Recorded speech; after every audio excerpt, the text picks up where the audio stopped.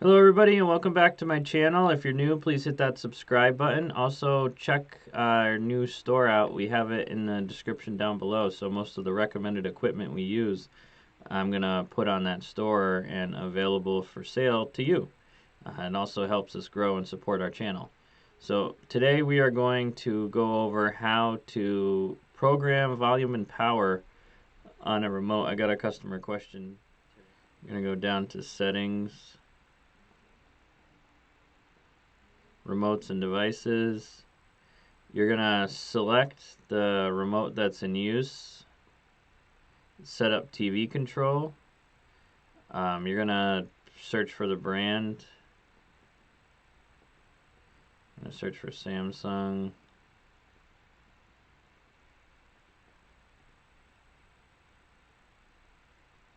If you hear the music playing, click yes. If you click yes and then it stops playing, click yes again. And you're all set. That's all there is to it. I hope you found this video helpful. Again, if you haven't already, please hit that subscribe button. Thank you everybody. Stay safe and have a great day.